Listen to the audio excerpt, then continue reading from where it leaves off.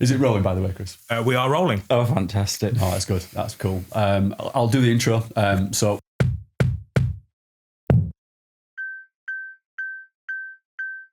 welcome to the RUNcensored podcast with me, Ben Mounsey, Gary House. Special guest today, Ellis Bland. Ellis, welcome to Threshfield. Say it's the first time you've been. I don't think it is it? Because I think you've been around and about training this way. I know we chatted briefly before the podcast. You were doing the Felsman at 1 year. I know you pulled out with injury, didn't you? But you would have finished literally 2 fields away. So is this the first time you've made it into Threshfield, or is it an area you know well? Yeah, for sure. I've never made it to Threshfield. I did start the Felsman. That would have been 2019 or 2018. Can't remember. Yeah, I was properly wet behind the ears then. I would have been 24, 25 maybe. Is that right at the start of your running career? Sort of. I mean, I've been running on the fell since I was like under 4. Yeah. So, I mean, when you're a junior, that's the best thing about the FRA is your old man or your mum runs in the races. In my case, it was my old man. And obviously the kids have got to do something. So then it's, well, the under 4s is you run to that first wall and back, and then you do the under 5s and it's to the tree and back. I mean, and you keep going further and further. And next thing you're running in the seniors. So I ran right through primary, secondary school, and then played a lot of football alongside that, a lot of rugby as well. And then went to university, did what I think everyone should do when they go to university, which is stop exercising. Just played a bit of rugby when I was there. I went to Durham University to play rugby. I didn't really get along with the whole ethos of it all, to be quite honest. So I just played college for a few years, which is great. Came out of university at the age of 20. I'm an August baby, and then started running again. And then started running again at 21. So decided to run long quite early on. Maybe by the age of 22, 23, I did a couple like the Punk Panther ones, which is local in this area. Rick Downs, I think his name is, race director. And then it just sort of got out of hand from there, went further and further, and did my first bob at the age of 24. Amazing. I mean, I've always... You're going to introduce Ellis? Yeah, I just thought then actually I should probably... Yeah, that's me. Cheers, guys. It's been a good part. Halfway through that, I realised I'd just gone straight in there, hadn't I? That's great. I mean, the way that you're a listener of the pod, so you know now that they've taken that responsibility off me of introducing people, because I'm really bad at it. So, Ellis, I know you've sort of introed yourself there, but is there anything you'd want to add to that? I see you as a fell runner, but how would you want to be perceived? What do you see yourself as being? Yeah, that's nice. I want to always be seen as a foul runner forever. I'm a huge advocate of the FRA in general. I love everything about it. I love what it represents. In terms of calibre of athlete, I'm yet to find a organisation which has, maybe like the Crip in cycling, has got great talent at a youth level, but I've never seen anything like the FRA for it, whether it's Kendall Winter League, all the way up to senior racing. I think I'm definitely first and foremost a fell runner. By no means am I as competent on the fells as I am in ultra running. That said, I feel I was given a real opportunity when I was younger, which is I had a father that didn't really run through the age of like mid-40s. So he very much sort of put his arm around me and said, you can race the fells if you want, but if I knew what I knew now, I wouldn't have gone as hard as I did. And so I started looking at the longer stuff, which is why there's a bit of a blurred line as to, does Ellis race the fells or does he race ultras? And the answer is I do both. And then I've even turned the screw over the 5K. So, you know, it doesn't really matter. I don't like being pigeonholed into any area of running. And I think we'll talk about a few runners today, I think, that are the same. Yeah. You know, I mean, what I really like about you is that you, like fell running, it's like raw and unfiltered, isn't it? And it's just, you just call things as they are. You like a no bullshit kind of runner, aren't you? Yeah. And that, when I look at the sort of content you've put out in the past, and like I know you're not doing as much now because you're not running as much, but like that always came across from me that you were just like, this is me, this is what I am. I'm not trying to be this like super heightened version of myself, and there was no like frills. It was just like, this is fell running, this is me, this is what I do, and I love that about you. But that's I guess what that draws you into the sport as well, because you're a perfect match with it, really, aren't you? Because that's what fell running is. Oh man, I mean, you go to like Borrowdale Fell Race and there's, I don't know, 300 people stood in a field, moth-eaten Helly Hansons. Some of the best runners in the world are there. Yeah. You know, it is no bullshit. And I really respect that completely. I mean, I think in the constitution of the FRA, it's about not self-promoting the sport.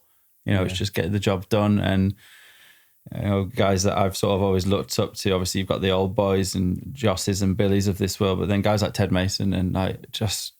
legends of the just sport. Fucking, but characters as well. Yeah, and like obviously James Harris and great guys. And it's like, there's not many sports I feel where you actually have active legends still participating in it.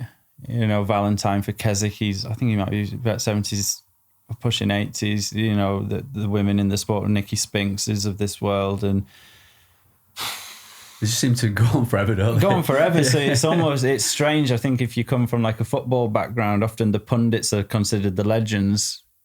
In fell running, it's like you get to race with the pundits. Yeah. So you sort of, I mean, Ian Holmes, how can I forget him? Like, me and him have gone toe to toe at Borrowdale more times than I care to remember. And the guy's got 25 years on me, and we go up Dale Head together. It's like, it's unbelievable. So and when you're going through the age groups in fell running, are you aware of these legends, for want of a better word, or are you just like racing quite raw? Because it's different in North Wales, but I used to remember when I first got into it, and I wasn't at the highest levels, but you'd be racing red lining in Snowdonia, and like you say, you look to your side, and back then when I'm early 20s and there's a guy in their 40s, 50s and even 60s with you still, and it's like it's a different kind of sport, isn't it? Were you aware of what it was at the time, or were you just blinkered and running and racing? A bit of both, I guess. I mean, again, to bring him back into it, I always reference like Ian Holmes, because I remember one year racing Borrowdale and he was in a pair of like big chunky Innovates, and I have good flat speed, so I'd caught him up on the section from Great Gable to Honister, and we climbed Dale Head together, and I'm sort of looking down at his shoes thinking, what a strange choice of footwear. And he just looks at me and goes, oh, the thing is, Ellis, he goes, my knees have gone now. And you get to top of Dale Head on Borrowdale and then you drop back down. It's a real steep descent. I mean, if that man says his knees have gone, he left me like a sack of shit. And he's there basically in a pair of racing flats, like in these big stack height Innovate. I don't know what they're called. I can't keep up with shoes these days. But, you know, I'm aware when I'm, you know, Rob Jebb, when you're in races with these guys, because you have to remember when I was maybe 10, 12 years old, Rob Jebb was winning Grasmere Sports every single year. Like, I idolized that man. You know, he was my David Beckham, if you like. Yeah. So when you get to race with them, there is maybe, I wouldn't say fanboying, because a part of you really wants to scalp them, but you are acutely aware that they're there. And I think the best example I ever had was racing with Matt Knowles, who at the time was still at Edinburgh Uni, and Darren Kay, and we raced Ray Caton Moore. I came third, so I got beaten by both a student and a vet 50. And I was like, in what sport is this happening? And they were both a cut above me. Yeah. You know, so huge respect. And obviously Darren, legend in his own right. So, yeah. I mean, going back to Holmes as well, he's now a vet 60, which it's just incredible, because you could go and do a race tomorrow and he'd be there. And like, I'd struggle to beat him. Yeah. And when you look at results, it seems like his name is just on the top of the results. Yeah. Whatever race you look at. He was still winning champs races in his mid-40s. Yeah. Like, I remember Coniston, he won it outright and just showed us all a clean pair of heels. And for me, him, like you said, Rob Jebb. I think Karl Gray as well. Like, you got to put him in that bracket. Rob Hope, I know he's a good friend of mine as well as Karl. You've had a few battles with him as well. I've gone ding-dongs with him. Yeah, Karl Gray, for sure. I mean, the best one I ever had with him was racing Tora Pendle, and Harry Bolton was leading, and I was going up Great End, and I looked back and I can see Karl, but he's miles behind me.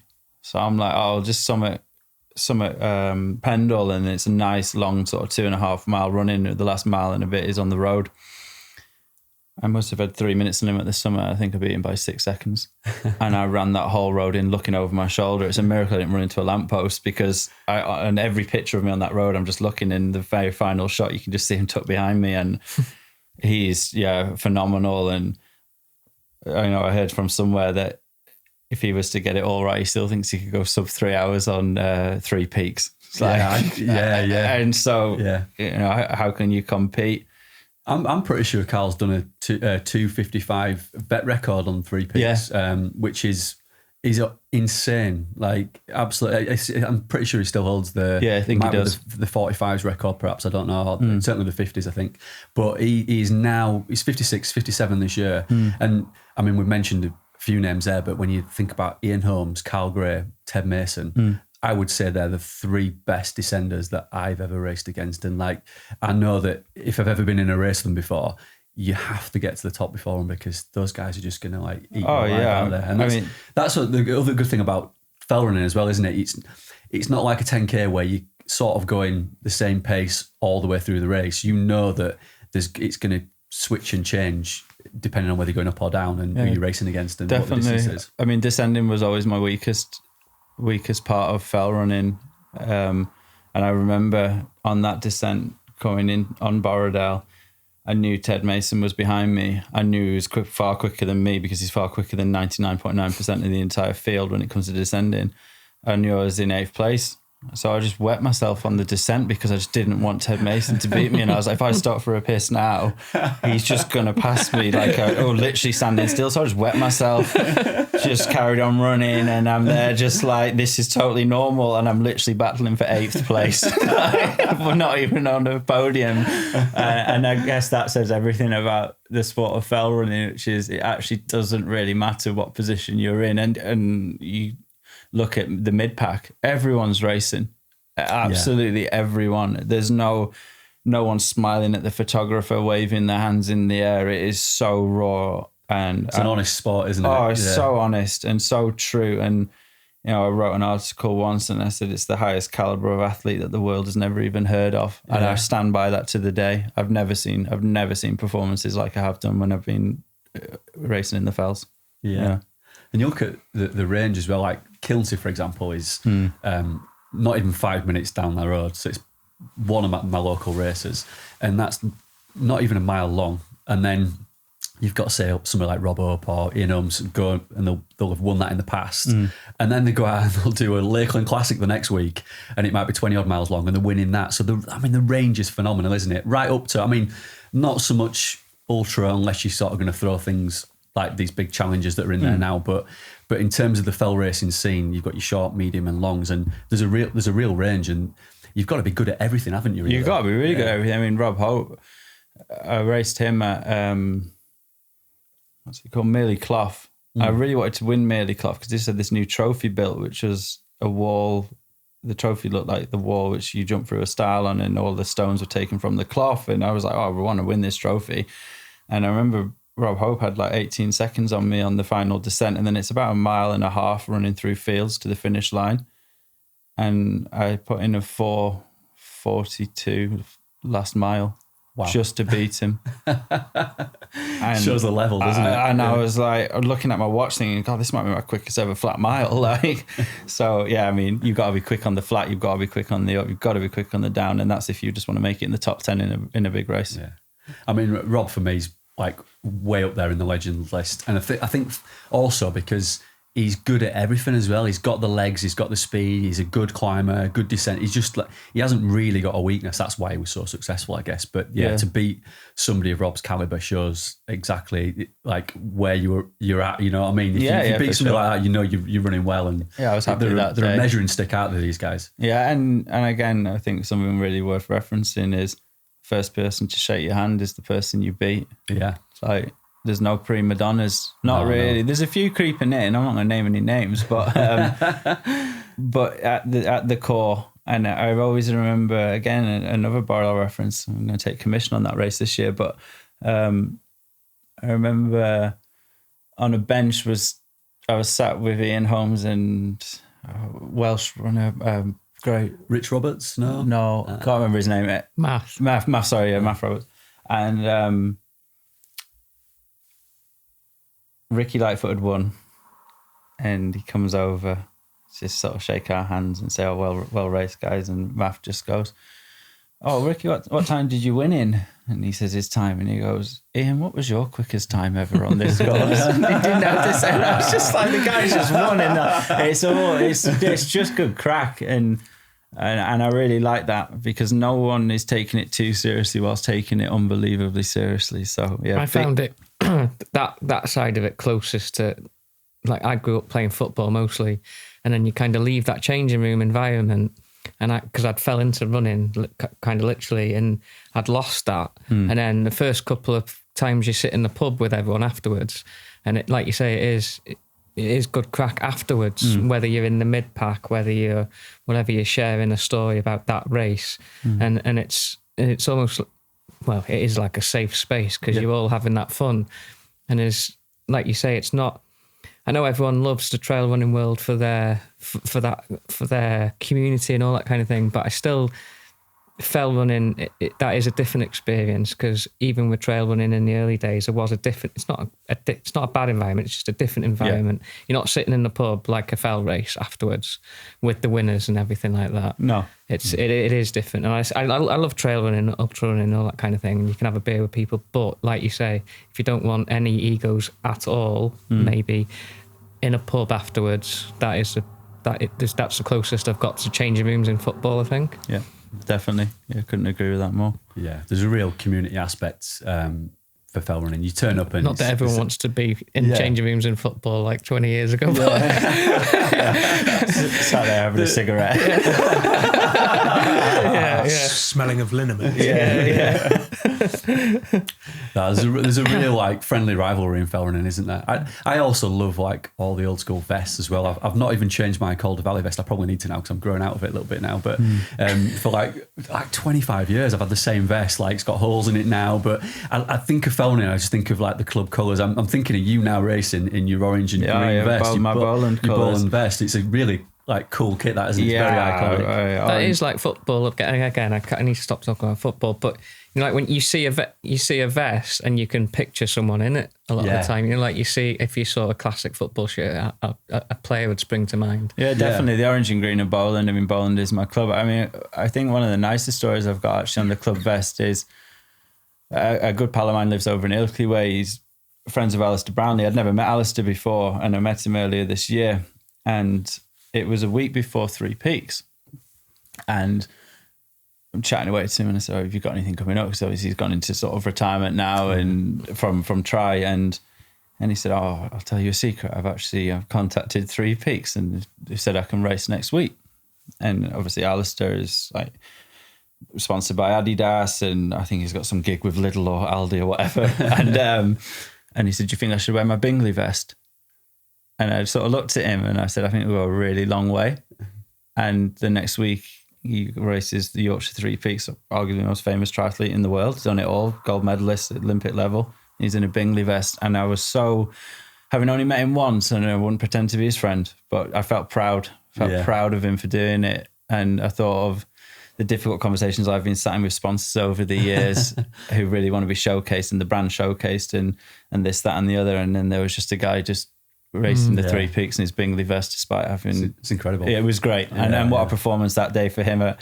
The wheels fell off, I think, at one side, but fair play to him to even have a go. Like, he wasn't conditioned for it. It's good, because he was putting himself in the lion's den a little bit, wasn't he? Just like 100%. You got into like Ben Rothery. Everyone knows who he is, but at the same time, he could quite easily swerve stuff like that. Of course he could. And you guys know it's a very specific training you need to excel in fell running. So like when you're coming into it, as you said, like unconditioned for the sport, you do get found out. Like in one way or another, whether he's run out of gas or he's lost the leaders on that last climb or whatever, it will find you out on it, because you've got to be doing those hard like miles in terms of like doing the ascent, getting you. Rob Hope always used to say your legs have gone soft like out of season, and you've got to get your legs strong again for that descent, and making sure that they can handle that kind of terrain and that kind of gradients. And I'm glad you mentioned that, because it reminded me of when Jonathan Brownlee paired with Rob Hope in the British Fell Relays. They pulled him in because they both run for Bingley. Yeah. And I was like, Jesus, this is going to be a serious leg, this. And I thought Rob's going to have a tough day, but then actually he absolutely battered Johnny Brownlee. Yeah, good. And this was when Johnny was like flying. Yeah, prime. And Rob, like, he probably would have been about a vet 45 at that point.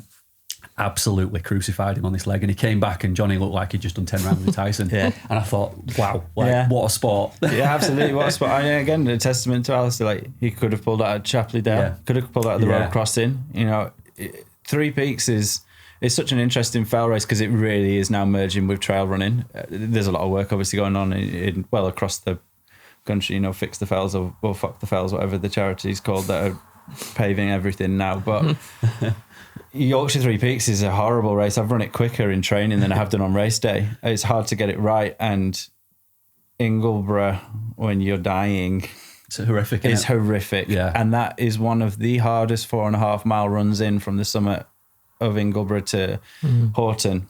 And it's all downhill, but it's the worst, isn't it? God, I've never worked so hard on a downhill. It's like gravity's just not on your side. You're picking every footstep. So yeah, huge kudos to a man that does not need any shout outs. But yeah, I was really proud of the sport, and I was proud of him for wearing Bingley and for doing it. So yeah, club vests are obviously iconic, and it's part of it. And I like the way that the vests all gravitate to one another. I like how I've heard stories from Joss from back in the day where they would deliberately sacrifice a runner in the race to basically lead people off in the wrong direction if the clag was in. And he was like, yeah, we used to do it all the time. And he told a story once where he said he was racing, I can't remember what it was, it might have even been Wasdale or Ennerdale, and he said, I was just so aware of these 3 guys following me. So I just dropped off the side of a pillar and just ran her all the way back down into Wasdale with him.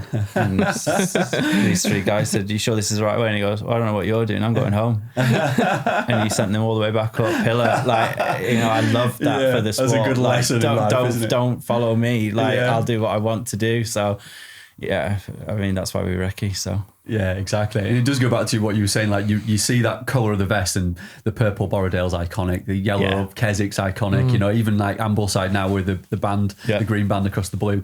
And if you're doing a race in that area, people naturally like think, oh, they know where they're going, don't they? Yeah. And we've all made that mistake in a race before. yeah, definitely. I mean, I've had guys, I can't remember his name, it's probably for the best for his sake, but I remember another year racing the Tour of Pendle, and he was like sat like 30 metres in front of me.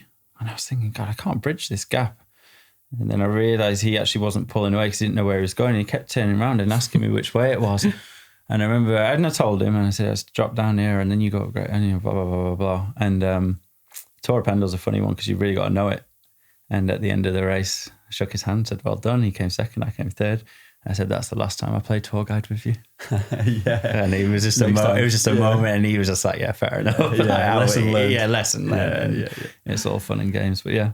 Definitely. I mean, what's been the highlight of your career? Like, are there any races that stand out that you've done? I mean, it might be moments where you've won big races, because you've won some big races, Ellis. And you know, we've touched upon the fact that you're competing with some of these legends of the sport, some of these top people. So you've been very modest so far with that. And I think, you know, I'm interested to know what stands out for you that you've done so far in your career.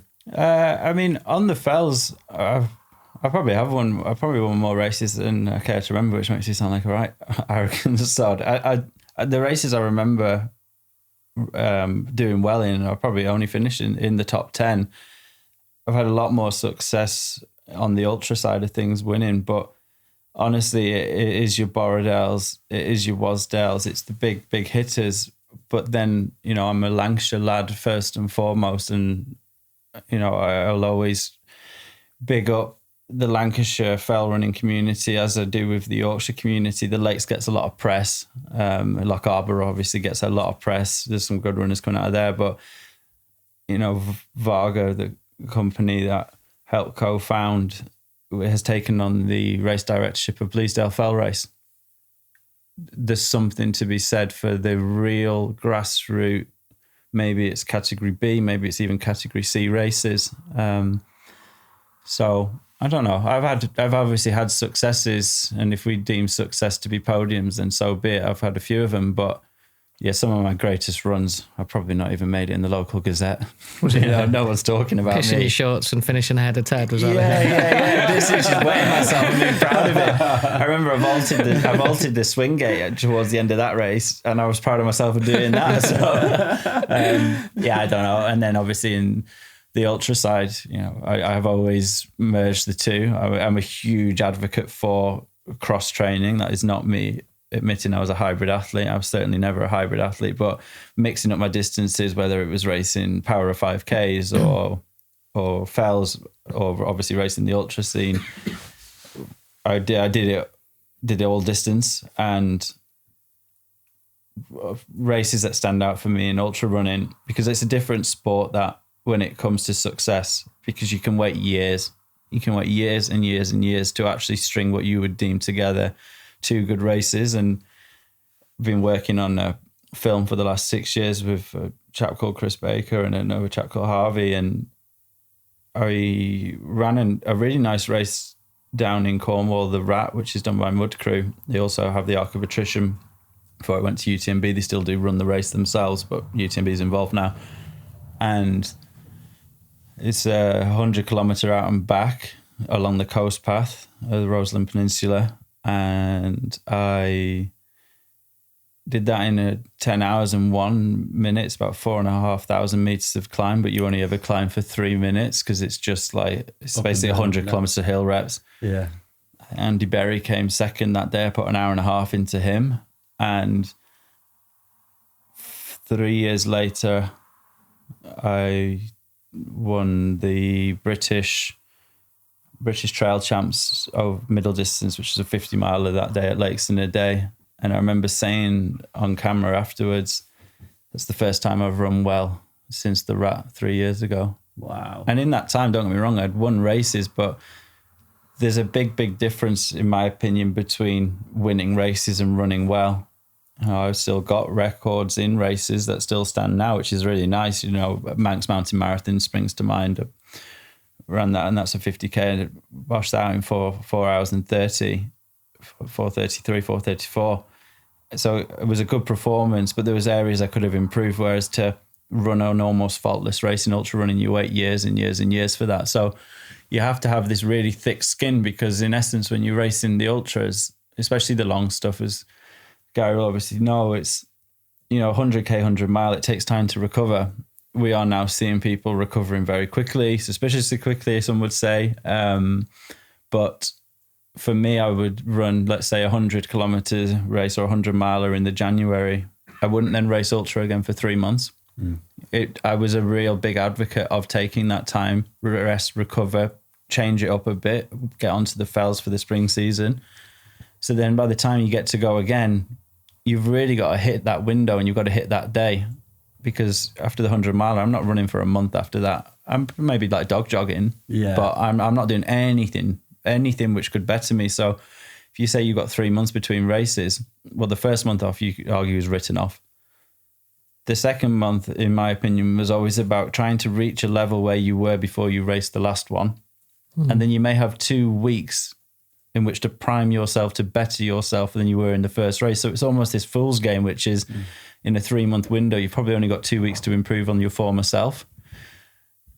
It's no surprise then that you don't often run a great race, because on that one day you have to show up. It doesn't always go that way. I've DNF'd in so many races. That's also part of my character, or I'd rather set myself on fire and DNF than run a safe race. And got lots of stories in that area. But you do have limited opportunity though, don't you? And I think especially for people that are at the top of the sport, you've got, especially now because it's getting deeper, you've got to take some risks and stuff to have that perfect race. So it's not about being safe. I think I've had this conversation before. Yeah, obviously you listen to someone like Tom Evans speak and stuff, and it's all controlled and everything, but for the majority of people racing, you've got to take a risk if it's a legitimate race and it's got some depth. 100%. I think. And then some people might say, oh, well, Ellis has dropped it, whatever, but it's not.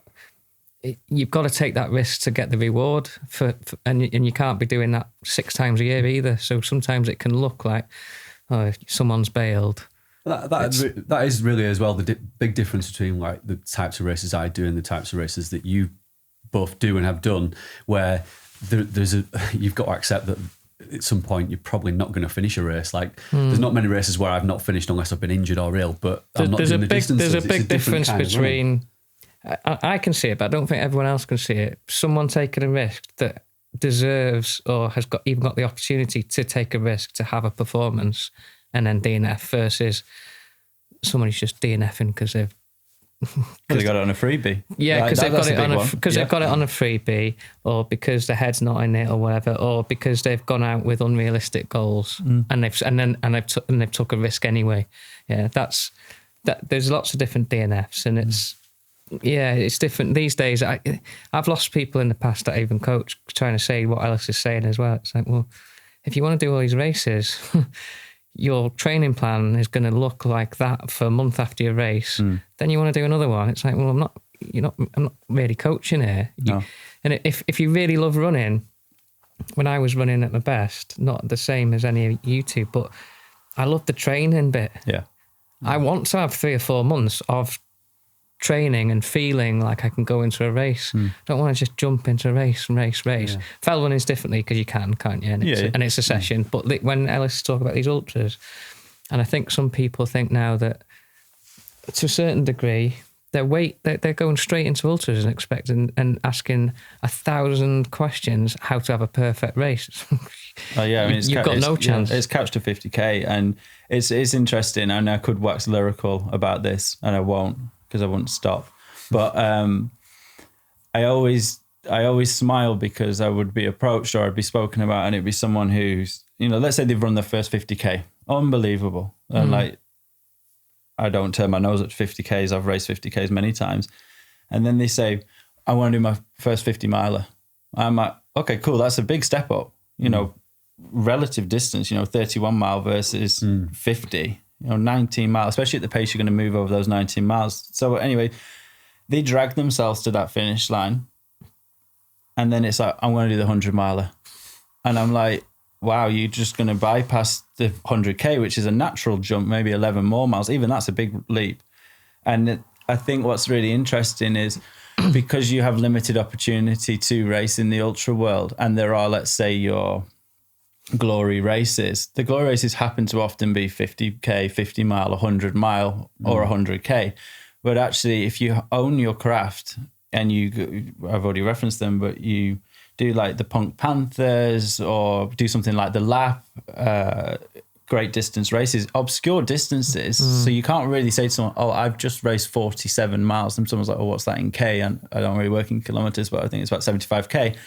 People are like, oh, right. And it's almost like this taboo subject, which is like, oh, well, that's not a trophy distance. It's not a recognised distance, is it? It's like the road running, isn't it, with 5k, 10k? Yeah. There's a few series like that. There's a few series in Wales that really struggle for entries because their races aren't a 50, 100, that kind of thing. They're not random, but they're the best route maybe. Yeah, which definitely might turn out as 39k or something. It's like, well, and that it is a problem. And I guess when you're putting on a race of like 50k, 100k, sometimes you might have to fabricate the route and change it. It might not even be the best course, but you're trying to get that exact distance. Whereas I suppose with these, it's more of a natural thing, isn't it? It's the best route. It might end up being 66 kilometres or whatever. The companies like a Hardmoors and stuff, not further north, they're called a half and whatever, but they're random distances, aren't they? You're just racing to do the race. Yeah, and I think that would be the big thing that I would say to any up and coming, or just, it doesn't actually matter about ability in terms of pace. It would be, it's a long game. Yeah. We're talking about fell runners running in their 50s. Actually, that's an anomaly. There's not a great deal of them still competing at such level in the vet 50s who would say we were competing in the vet 40s or even in the open category. God, you can run long for a long time. So it's like, what's the fucking rush? Like, don't chase trophy races when you're 24 years old. I'm having conversations at the moment with a young athlete called Evan Allen. For me, is potentially going to be the best ultra runner in the UK. And I'll shout him out properly there because I've hung out with Tom Evans and the two display very, very similar characteristics, tenacity, but also incredibly focused. And I'm talking to Evan, and he's really picking his races carefully, because he's like, well, I'm thinking about doing this because the field's going to be quite good over there in Spain, and the distance is nice, but it's a bit of an obscure race, but he wants to improve himself when he comes to climbing 6,000 meter 100 Ks, but he doesn't just want to go out and do CCC straight away. He really wants to learn it, understand his own body. He's so young. He's 21 years old. And he's already doing great things. He's 20, I think, actually. Yeah. He's already doing great things, isn't he? He's doing I've great. seen the potential there with him. But my biggest fear for him is I'm like, and I almost sound like this old codger. I'm 32 years old, but I've not run for over 2 years now because of a bad back. So in many ways, I am an old codger. But the one thing I'm saying to Evan is like, dude, don't rush it. Do not rush this. Like, you've such a chance here, if that's what you want. But honestly, you can hate this sport as quick as you love it. And if you have a string of bad races, you suddenly, I can't stand the 100 mile. I'm just going to drop to the 100K, and then that doesn't work out. It's 50K, and then all of a sudden you just hate running. And you can look at that at sort of junior level. I'm very fortunate. I was from a family of, and my father in particular, my mum as well, but it was definitely spearheaded by my dad. He just let me do whatever I wanted to do. I was playing football, rugby, and racing the fells every single weekend, all three sports. I was never once felt pushed. Yeah. And I actually think, looking back on that now, is there's a lot to be learned for the runners in the 20s who have aspirations. It may not be aspirations to win, it may just be aspirations to compete, which is mix it up in your distances and really actually do that. There's a misconception, in my opinion, that if you go and race the fells, you have a high risk of injury. It's true. If you race something like Wasdale, or some of your races around here in Yorkshire are absolutely nuts in terms of technicality. But there's a lot of fell races out there which are relatively easy going. Yeah. And I think training on that soft terrain as well, it really protects your legs more than hammering out 100-mile weeks on the road, obviously. You know, the ground's taking self-limiting as well. Yeah, definitely. That's the thing. It's like there's only certain speed you can go up, a certain steepness. Yeah, okay, you could argue ploughing down the hill, you could come a cropper, but it is self-limited in terms of you'll do a 30-minute fell race or a bit longer, and you're kind of spent, aren't you? Yeah. Like what's not healthier? What's better for your training, that or going on another really low effort 2-hour run or something? Yeah. It's like, you're right. It's and keeping your speed. Like anyone, like me and Ben are older again, aren't we? And it's like once you get to our age, getting faster is not, it's the hardest thing in the world, probably. Yeah. So keeping your speed at a younger age is, well, I would, if I had my time again, it would be that. I do agree with you as well. I'm a big advocate of like, especially when you're younger, just trying everything, seeing what you enjoy. Don't limit yourself to just doing track racing and racing every weekend. And I think it takes a lot of the fun out of it early on, doesn't it? You should try everything. You only have to look at some of the best at UTMB and stuff, that when people outside the UK are coming into these races, like they're spending a good chunk of the year. We've talked about it, skiing or doing skimo and stuff like this. They're not running hard 12 months of the year. But the other sports complement your running as well. Like going back to football, it gives you an engine. If you're just, without thinking about it, playing football and just, getting the mileage in, your interval training anyway, aren't you? Stop, start, sprint. I mean, obviously you don't want to overdo it and to the point where you're getting injured. But I think it does naturally complement running. I look at a lot of the guys and girls that I raced with at under 16s and down. They don't run anymore. No. They fell out of love with it, and I don't know why necessarily. But I know stuff like Kendall Winter League, whilst it's absolutely amazing, God, it's tough going. Yeah. And there's the people that would argue that's good character building. There's people that would argue it's cruel. A 10-year-old in a vest in horrible sleet on the scars of Kendall, they might not want to be there. And it's a long, long game. And I just think we are, and without going down the whole social media rampage, we are now living in an era of trophy hunting and big race only. And I think, number one, it puts stress on some really great events companies out there. And there's a brilliant one in this area, Due North events. Yeah, I did sponsor that. I did loads of Due North when I was younger. Yeah. And when I'm saying younger, in my early 20s, Skipton Trail Half, loved it.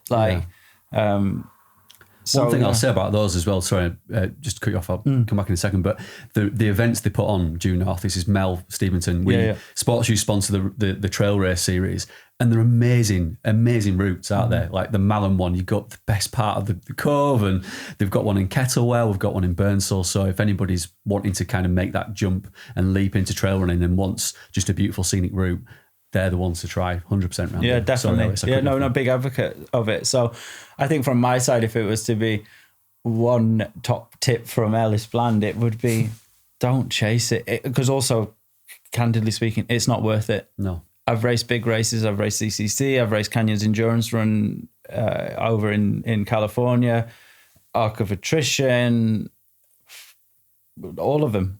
And they're great. But honestly, when you sit in this chair now with a bad back at the age of 32 years old, you do not think of those ones. I think of when I set the record for running Hadrian's Wall. It was my dad in a pickup truck. He couldn't find any of the aid stations that we'd planned. And it was my coach running alongside me for like 20 miles. The most raw day ever. Like, I think of my Bob Grahams that I've done, my double attempts. I think of the local races. Yeah, due north, is a great example. Clough of Pike as a junior. I'm not saying that UTMB is rubbish. It's unbelievable. It's a spectacle to behold. That said, depends why you're doing it. And for me, who's just a true romancer in absolutely everything he does, it was never about that for me. And I have no regrets. I may never run again. I'm acutely aware of that with my injury. That said, if there was any regret, it would be not doing more of the things that I wanted to do and maybe doing a few less of the things the sponsors were asking. So, yeah. I think it's a good time to talk about the injury now, isn't it? Yeah, for sure. I mean, take us through like maybe how it started and like what it's led to. So just take us back to that moment where things started to go wrong. As we move into that, I'm having to move my back around. Yeah. Oh, I have to sleep with a cushion between my legs now, which is unbelievable. But I mean, I guess we start with my injury from probably when I was like 13 years old. It's always been a bit of a joke that when I used to run, I would rock left to right quite severely. My right side would drop a lot. My mates used to joke. They'd say, well, it doesn't matter if Ellis drops the gel because he just picks it up on his next stride, because I was dropping so low. And what ended up happening was I ran through my whole running career throughout my 20s, and it was never a problem. I had a couple of issues here and there, which I didn't know if they were related or not with my back, but you just sort of keep going and I was fine. It never hindered me, I didn't think. I'm also a big advocate for not changing people's gaits. You know, we look at Selassie's of this world and Paula Radcliffe. Mo Farah looks like when he's running. You think of Angela Mudge as well. Yeah. But, you know, Mo Farah looks like he's playing the guitar when he runs. Like, you can't tweak too much because all of a sudden hips start going. Anyway, I digress. And what ended up happening was I won Lakes in a Day, and it was October 2023. And it was one of those races where, and it's actually one of my proudest races, not because I won. I couldn't give a shit that I won that race. What I loved is I had eyes on the record, and when we got to the top of Holswell Ridge on Blencathra, there was a marshal there saying Holswell Ridge is off the cards. The wind is too high. There's too much rain. So we got rerouted, which means you can't compete for the record on that race. So I had to reassess and, okay, record's gone. I think there's £1,000 cash prize that day. So I was like, oh, it's a shame. I was really hoping for £1,000. And so write that off, adapt, and then... Not that you've thought about it. No, I thought about it. But, I mean, you've got to have an incentive somewhere to do it. Had you already spent it? Yeah. I'd already put the order in on sports shoes. And John, hold those hats. Yeah. We're not going to do beanies this year, mate. And so I had to adapt, and I ended up losing out first place.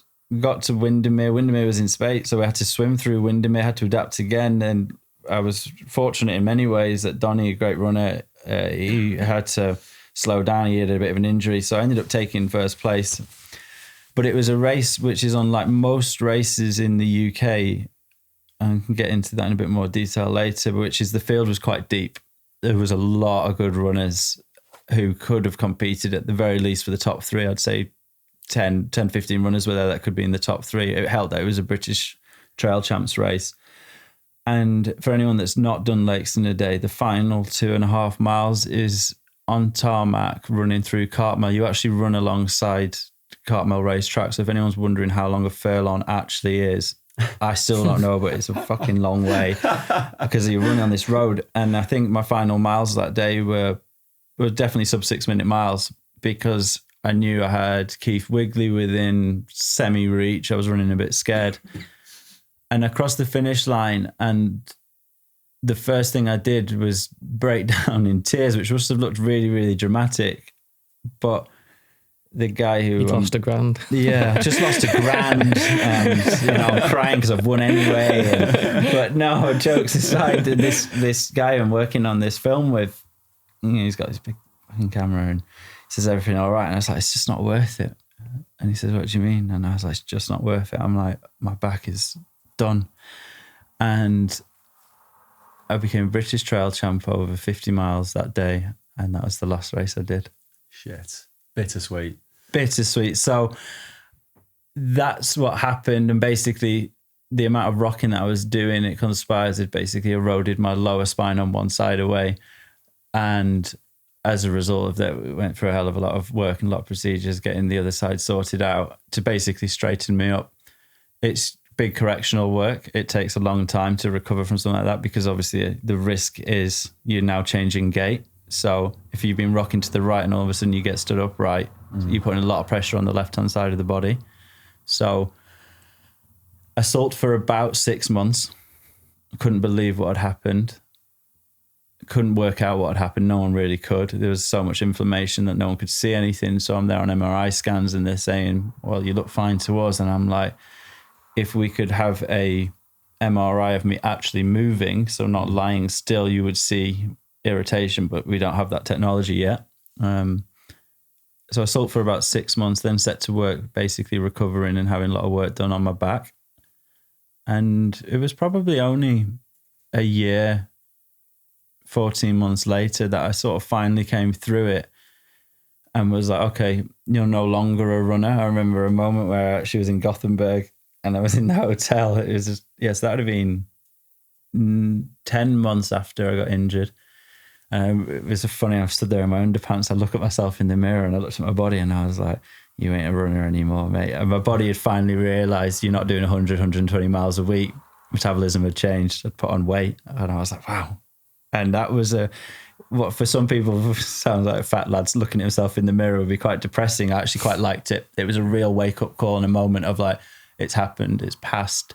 Yeah. Get on with it. And acceptance. Such acceptance. And I am a no bullshit kind of guy. I don't live in philosophical la la land, but it was about as spiritual as I got looking at myself in my undies that day. I said to you, I had a similar thing. Like I got back to running at a certain level, but when it's your back and you kind of come through pain, I'd come through pain, and then you looked in the mirror 6, 7, 8 months down the line. When you have been a runner, it doesn't matter what kind of runner, it's like you look like I look like a runner to people, yeah. So then when I looked in the mirror, and like you said, it's not like I was overweight necessarily, but yeah, I could see that that's not the runner anymore kind of thing. And a bit like Ellis said, I was like, that even gave me more impetus to not just get back to running, just to get back to healthy life, I think. Because I was too pissed off with not being a runner for too long. Agree. That's what it was. And everyone's asking you, oh, you'll get back to it, or you go to park run or something. And then it's like, and then you say, like you say, you look in the mirror and like, well, I'm not a runner now, but that's all right because I just need to take a step to healthy or whatever. Yeah. And you probably both looked a lot healthier as well, because we've all been there with like different weights and stuff, and you know when you're running really well as to how you look. But to us as runners back in that moment, it's like the skinnier the better almost, isn't it? And it's like, oh, I must be running well and I must be feeling good because I look like a runner, as you've just said. But when you do put a bit of weight on, you probably look a healthy state, but it's just because you've been I wasn't there. Going to the gym either though, mate. I just... I mean, my partner now has actively said, I could never have been with you and you look like that. Yeah, in that moment. You did not look healthy. I've sent that photo to you years ago, didn't I? I was like, And in that moment, you think, don't you? Oh, great, because I'm that skinny. But actually, you're just in that moment, you're in that running mindset. But then, and body dysmorphia again is a pod in itself, and I could talk wax lyrical on that area. But it's really interesting. I have always been on the heavier side for the sport that I operate in, especially in the fells. And I remember once, and it was relatively safe how I did it, but I deliberately dropped weight. My body probably naturally wants to sit at 13 stone. I used to race at just less than 12 stone. And I remember once dropping my weight down to 11.5 stone. And it was really good because I have an area near me in the Trough of Bowland, which is called Shooters. It's a 1.3 mile hill climb. So I've trained on it a lot. I've done over 1,000 reps on that thing. And so it's a really good gauge as to where I am in fitness. So what I wanted to do is I wanted to drop my weight right down to see what happened. And I got slower, weaker, stress fractures started creeping in. So I was able to find this sweet spot. Now I am quite extreme in my methods, as whether it's going without food for a couple of days or running Yorkshire Three Peaks without any water just to see what could happen. But so I don't necessarily advocate it. But what I would say is skinnier is not always better, especially if your body type doesn't lend to it. I'm someone who's built of raw power. It's no surprise I'm good on the up. Yeah. Doesn't matter that you're not that good on the down. You got a bit more weight, so gravity will do a bit more work for you. So that was a moment for me going back to the injury of realization. And I've not publicly spoken about it, which I really should have done a long time ago, because every time I put a picture on my Instagram, people are messaging, "Oh, you're back running now?" And it's like, I'm not back running. I've never, ever, ever been happier. And I know it's not a PR stunt. I've got an amazing partner who's taught me to love hiking. She goes and goes and goes, so I get to walk for 10 hours, which in the running world, if you were going out for a 10-hour run, you'd be like, oh, this is a big day. And we just did West Highland Way. Just to stop you that bit, did you struggle with the hiking at first? I'm talking because I really struggled with it at first, because I got healthy enough to go for some hiking. And I'd go out for my hike with my normal stuff. But I'd still be obviously in my running shoes and stuff, and I'd have my running kit on because I'd have any proper hiking kit. And I'd be like, I struggled a lot for quite a few hikes, if I'm honest. And that's when I got the other dog. And that kind of made it, that's when actually hiking's good. But I think it was good that you had your partner, because I struggled on my own at first. Because I know, and a mistake I made was hiking the routes where I used to run. I'm like, fucking hell, I've been out for hours and I've done nothing. That connection with those routes. Yeah, definitely. I mean, I was, and still often do, hiking my trail shoes. I mean, I've got hundreds of pairs. Yeah, that's it. I need to get aware. I wasn't buying hiking shoes. But now I've got the mean dull boots in the truck outside, and it's different. But what I've absolutely loved is, for the first time ever, I lift my head up. I look around. I mean, I've raced in California. I couldn't tell you the first thing it looks like. I just bury myself, and I'm out for 10 hours daily. And I'm carrying packs. It's weighty. I've still got the kit. So if you're into your kit, then it's great. I've got these sexy Lecky carbon hiking poles, and that's cool. And it was a real moment for me of, like, again, acceptance. But actually, one thing I will say to the entire world who just thinks, when people say, "Oh, I've walked that route," and they play it down, it is so fucking hard. It is so hard to keep going, to keep walking with that much weight carrying, and to be out for 10 hours getting your layering right. Because the sport of trail, fell, ultra, it doesn't actually matter. You're taught to carry as little as possible. If I used to have to carry full leg covering, I'd carry women's tights. Like thinking about the way. I hope to God I'd never have to put them on.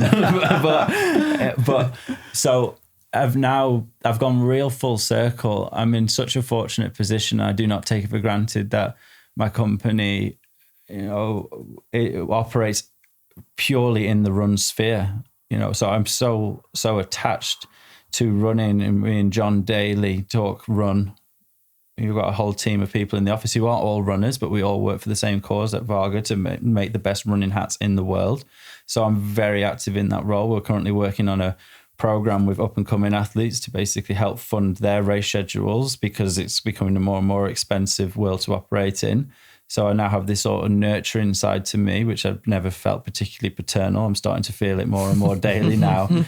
So I'm in this really nice position where I'm very active in the sport, very much behind the scenes. I always was happy being behind the scenes. I was very much thrust to the limelight, as you do get when you are sponsored. That said, I was always much more comfortable training. It's no surprise I ran at my best during COVID. And now I look forward to every single weekend, or whenever I get the chance, going out and hiking. Now, for context, when I'm talking hiking, I will be putting an entry in for the Spine race for next year. Excellent. I fully intend to hike the whole thing. Yeah. I still think I could compete. Yeah, absolutely. Definitely We've seen it this year, haven't we? Big time. Yeah. And I'm tortoise, but Yes. I'm walking like a hare, and it's intense.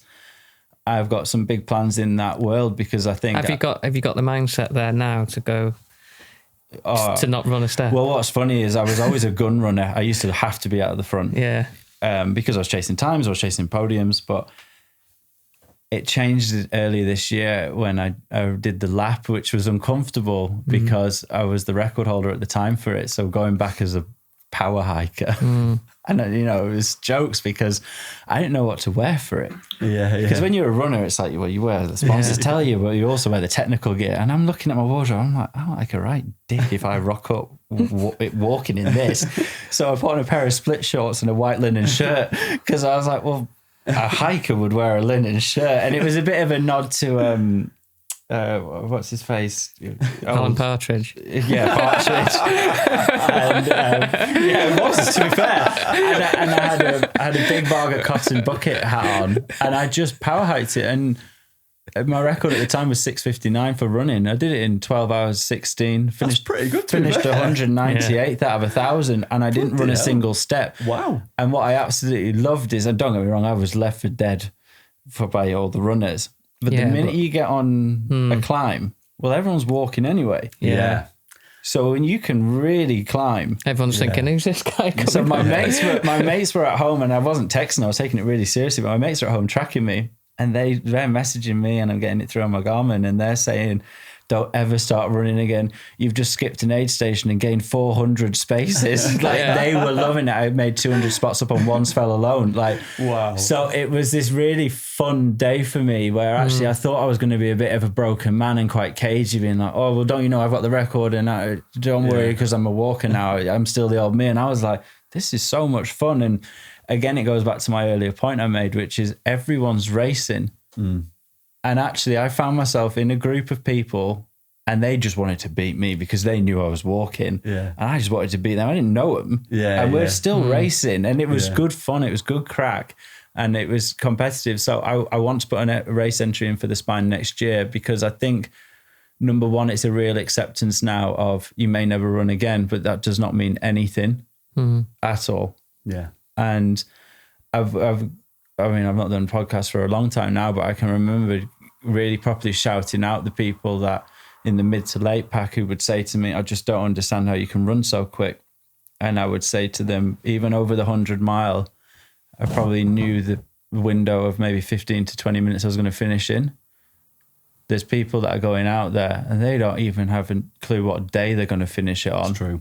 And for me to be considered a good runner because I could get it in that time, I was like, I'm a coward.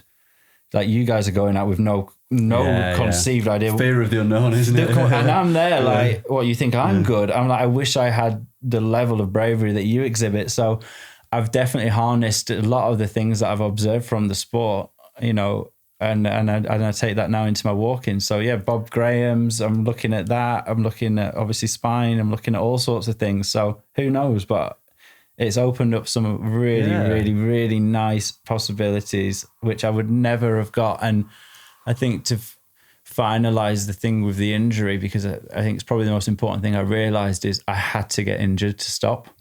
Yeah. I was on that hamster wheel, racing every 3 months big, filling my time in between with racing the fells or short trail. I would never have stopped. No. And I know that, and my ego is in a healthy enough position to admit that now, which is, it's all well and good saying, oh, I miss doing Hadrian's walls of this world and this and that and the other. The reality is I wouldn't have stopped. I would have chased UTMB. I would have chased Arc of Attrition. I would have been back out in Los Angeles, races or in LA or wherever I was, or down in the desert in Arizona. I would never have stopped. So I'm so grateful now that I got injured, and I really mean that, because it's a shame it took that. But I think if there is one message I could ever get across to anyone, it's don't wait for that to happen.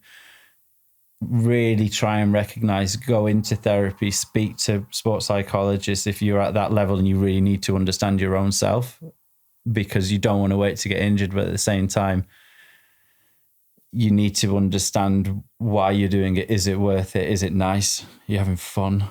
You know, I'd finish races, I'd get in the vehicle and drive home. Yeah. Like, we've all been there. And I think you're raising some amazing points here, and you've gone through it and come out the other side. But what I'm getting from all this as well is that there's been that acceptance that A, you can no longer run, but B, like, life looks differently, and it doesn't have to look bad, even though you're not there winning races anymore and at that sharp end. Reinvent yourself, do something. You can still stay in the sport, and you can still be relevant. And we'll come on to Vaga in a minute, because that was going to be the main part of the podcast, and I knew there was a lot to cover. But you've managed to, like, I suppose, readjust your mindset, and probably enjoy it even more now. I enjoy it even more, and I think the closest I ever came to it, and it's such a lovely moment in my running career, was I attempted the double Bob Graham. And I've attempted it twice, failed both times, failed DNF, whatever you want to call it. And the second time I did, it was purely down to weather. Conditions were awful. We made it 103 miles in out of 32. Still up on record pace. Weather was terrible. And so I had to pull out on Rossett Pike on the second lap. And I go down into the car park somewhere in Langdale, get ferried home and sleep for a few days. And I got a message from a man I've never met before. And he said, just want to say thank you, because my 7-year-old son, who's never shown any interest in the fells, was pointing at every single one of the fells this weekend in Keswick to say, Ellis has been over that one, Ellis has been over that one.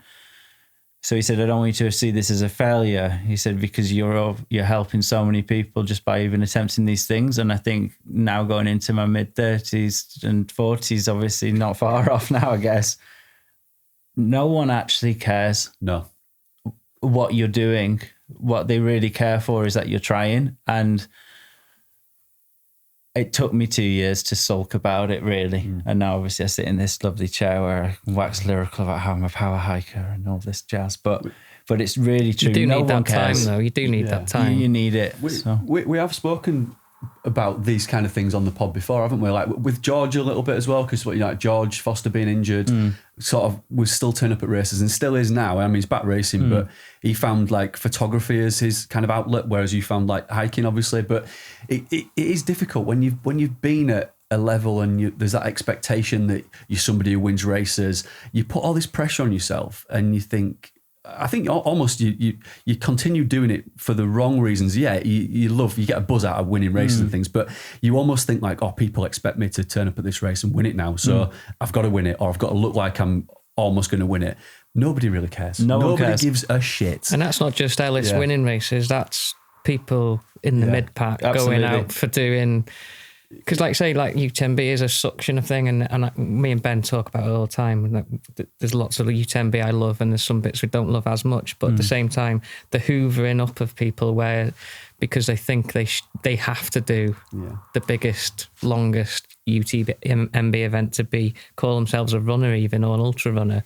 It is a bit insane, and then the amount of pressure. I speak to people all the time, and the amount of pressure that they've got to. Like, which U10B race should I do? I find it hard sometimes because, like you say, that's not really why they should be running. But and I think a lot also with this and this pressure that people put on themselves and this expectation that people are looking at them and they want them to do a PB every single time they do a race or win a race. This is where all these bloody DNF videos come from. These 10 posts that they somehow feel like they have to explain to people why they've not completed that race or why they've not won that race. No one cares, mate. No one cares. No one cares. Honestly, like I said earlier, I DNF'd in so many races, and I've also avoided DNFs. I mean, Racing Canyons endurance run, I'd spent a lot of money to get to Los Angeles, to fly out to San Francisco and to race in Northern California. And I remember I wanted to pull out a mile 32. I'd just gone sub 4 hours for the first 50K. Yeah. I was in a world of pain. It was 38 degrees by this point.